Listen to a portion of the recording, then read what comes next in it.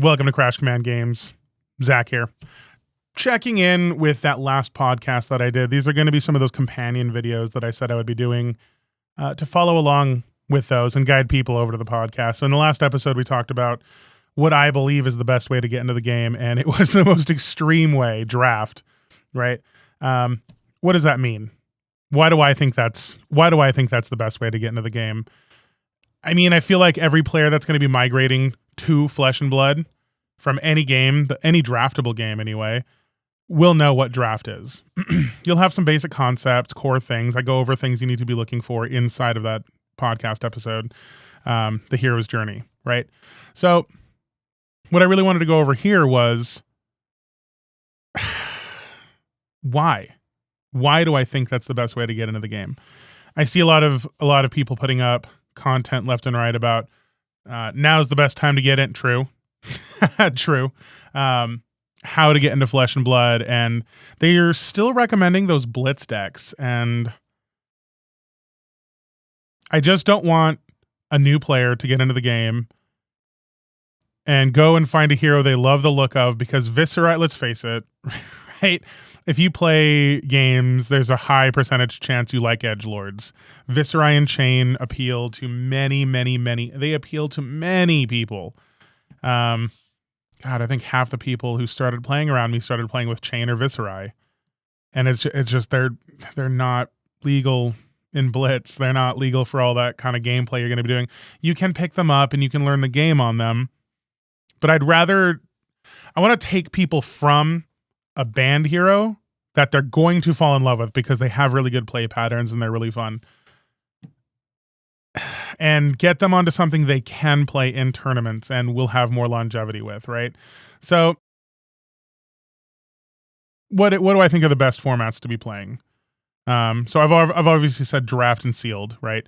Draft, it exposes you to a lot of cards, gets you playing games, gets you playing cards.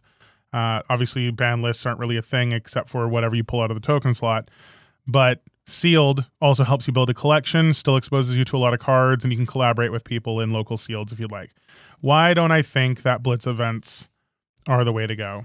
They have a ban list, right? I want you to get into the game, to play the game, to just show up and be able to use what you buy. I don't want you to be worried about ban lists yet. I don't want you to be having to look something up and see if something's restricted or whatever. I think I made the mistake again. Pretty sure restricted is no longer no, it's suspensions that are gone. It's now banned and restricted. So you shouldn't have to worry about that as a new player. You should just get into the game. So that's why I think draft is a really good way to jump in.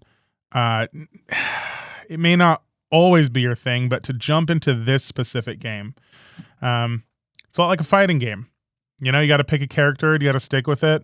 But if you pick a banned character, you're not going to have a good time. So I was talking about the format. What I really meant was what sets are the best to start with. Well, I would like to say Bright Lights, but not everybody's into Mechanologist, and that can be kind of a pain in the ass class to learn. Had to look at the timer. I really do think you need to be starting with Outsiders.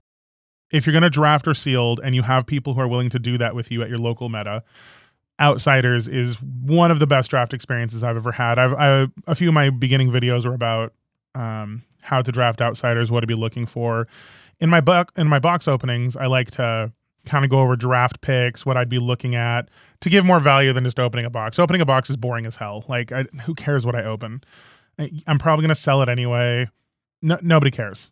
I want you to get some value when I'm opening boxes. So, Outsiders being one of the better sets to draft is mostly because it has some core heroes in it, right?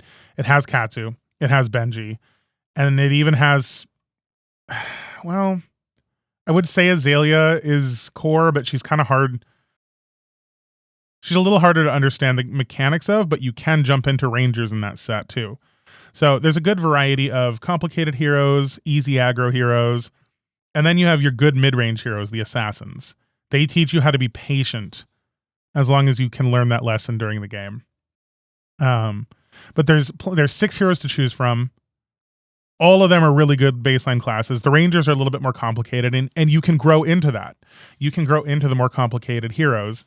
And maybe that opens your horizons to, oh, maybe I like the depth of this game. Maybe I like to be more controlling. Maybe I like to go through my pitch stack a bit more or do better setup. All of that is available in Outsiders. That set is incredible. Not only, I just love that set. I have a strong feeling if you are watching this video and you are going to be jumping into the game soon, Heavy Hitters is just around the corner. That is late January, early February. Get into the game with Heavy Hitters. It much like Outsiders, has 6 heroes. All of them are fantastic. You have Reinar, KO. Let me enunciate a bit more because it kind of sounded like with my... got a little bit of that sickness that every single person in America seems to have right now. So it kind of sounded like I said Kano. No, KO. It has a returning hero, Kasai, Warrior, and then it has 3 new heroes. Technically, Kasai is a new hero, but whatever. Point is, really good classes to work with. Brute, Guardian, and Warrior. They do exactly what I need you to do to learn this game. They work with a combat chain. Ninja would be a welcome addition to the set, but it's not. So they work with a combat chain. They go through the reaction steps. Some of them have huge setup turns like Betsy. Heavy Hitters and Outsiders would be my recommendations for draft. Things I would avoid, right? I just kind of want to go over some sets I would avoid as a new player. Monarch. Tons of banned cards are going to be in there. A couple Living Legends are in there. Yes, Bolton is in there, and yes, Bolton is a fantastic warrior, and we're looking to see his season come around. I think Bolton's going to make some headway. I have seen him top 8 a couple of Battle Hardens now, and he's just popping up left and right. He's just very good. So Bolton is great, yes, but the chance of getting too many banned or Living Legend cards or useless heroes, way too high. And that set is huge. So I collect whole playsets. That set is huge. Too many cards to learn.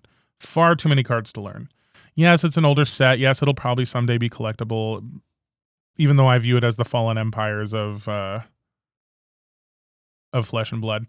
Not the point. The point is it's too much. It's too much to keep track of. I don't like it. For the same exact reason of having too many banned Living Legends, all this, Tales of Aria. It is my favorite set so far. It is hands down my absolute favorite set. It was my first huge sealed experience. It was my first, well, no, I guess Monarch was, I did the pre-releases, but I went to the calling for the pre-release of Tales of Aria or world premiere, what the hell ever. It has all kinds of elements that I just love, right? I love the Ranger. I love the Guardian. I love the Runeblade aspect. I know people were sick of Runeblade at that point in time, and I personally would have made Briar a Druid. What are we going to do? The past is the past. We're here. There's too many Living Legend cards. Now, there is value in collecting Tales of Aria. There is value in collecting Tales of Aria. Those elemental cards are going to come back. Lightning Wizard, Ice something, I don't know. The point is, those elements are here to stay. There is collectability to those cards. Eventually, there will be another Elemental Ranger. Eventually, there will be something. There is value in collecting it. Maybe do that in Sealed. But learning to play those heroes in draft and trying to get really good at it, I don't see a lot of value in. I really don't. They'll be good for Living Legend. There are some really good things in there for Living Legend if that's your thing and that's in your area. But we've only played one event of Living Legend. Not that I'm opposed to it. It's just Tales of Aria and Monarch are a bit too extreme on the here's a big old pile of shit that's banned versus everything else that's available to you. Okay. I would also avoid Bright Lights if you're not looking to do Mechanologist because it's only Mechanologist. Fantastic set. I loved it. I love the variety. Every time I seem to play Sealed in Bright Lights, I play a different hero. Not by choice, but because there's so much variety and everybody just wants to tinker with the mechanics. So Bright Lights is a good choice if you can get everyone into Mechanologist. But if not, avoid it. And Uprising. Only because you're gonna want to do Icelander. You see cool, powerful wizards. You know in your head Icelander is one of the strongest heroes that has ever been around. Now she's a Living Legend. I think both in Blitz and CC. You're just going to want to play her. You're going to see those cards and you're going to be like, man, I'm going to get the sick setup. Now, if you're a new player, you don't need to be learning how to play Wizard yet. She is way too advanced. So the sets you want to stick to as a new player, this is to clarify from the podcast of the hero's journey. I want you to start drafting. I want you to start playing sealed. I want you to go to pre-releases. I want you to get into this game and have a lot of fun. Do so through outsiders and heavy hitters, right? Those are going to be your best experiences. Until you lock into a hero. And those offer a lot of heroes. Like I said, Ninja, Ranger, Assassin, Warrior, Guardian, Brute. Yeah, you're missing a few classes, but those are very good base classes that don't complicate the game too much, still are viable in every way, shape, and form. Lots of usable cards are in all of those sets. It's just, that's where I want you to start. So if you take anything away from this video, go watch the damn podcast, Cast a Commotion, YouTube, Spotify, Apple, anywhere, BuzzFeed, right? Check out that Patreon. You'll get early access to these videos from here on out, as well as the early cut of the podcast, right? So the audio comes out way in advance to any videos that ever hit YouTube or anything like that. YouTube is secondary to me at the moment. Join that Discord, play some games with us, smash out whatever fab games you want to get more advice, get more fun. Like I said, we have some really, really competitive people in this channel. Other than that, check out Crash Command games on TCG Player, eBay, wherever. Sporadically, Flesh and Blood goes on there. Mostly Magic at the moment, but there's not a fast way to upload Flesh and Blood right now. So I'm a little bit lazy. I'm getting there. Thank you all for the patience. Thank you for checking out Crash Command games. I don't know what to call this. Supplementals? There's something. This one is zeroed.